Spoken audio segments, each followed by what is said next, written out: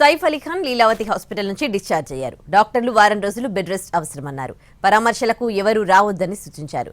వస్తే ఇన్ఫెక్షన్ సోకుతుందని అన్నారు. నిందితుని రహస్య ప్రాంతంలో విచారిస్తున్నారు. సీన్ రీకన్స్ట్రక్షన్ కోసం సైఫ్ ఇంటికి తీసుకెళ్లారు. దుండగుడి దాడిలో తీవ్రంగా గాయపడిన బాలీవుడ్ నటుడు సైఫ్ అలీ ఖాన్ ముంబైలోని లీలావతి ఆసుపత్రి నుంచి డిశ్చార్జ్ అయ్యారు.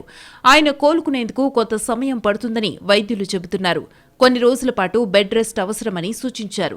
సైఫ్ని పరామర్శించేందుకు ఎవరూ రావద్దని కుటుంబ వైద్యులు సజెస్ట్ చేశారు. ఎందుకంటే పరామర్శల వల్ల సైఫ్కు ఇన్ఫెక్షన్ సోకే అవకాశముందని అంటున్నారు.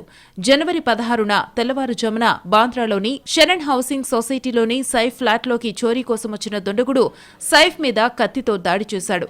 ఈ అటాక్లో సైఫ్ తీవ్రంగా గాయపడ్డారు. వెన్నులో కత్తి దిగి విరిగిందే.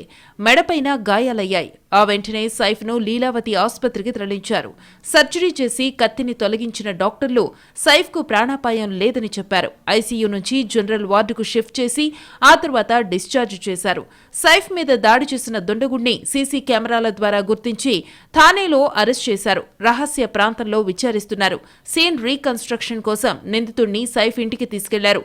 బంగ్లాదేశ్ నుంచి అక్రమంగా వచ్చిన నిందితుడు మారు పేర్లతో సంచరించాడు. కేవలం చోరీ కోసమే వచ్చాడా లేదంటే పక్కాగా హత్యకు ప్లాన్ చేశాడా అన్నది విచారణ తరువాత తేలుతుంది.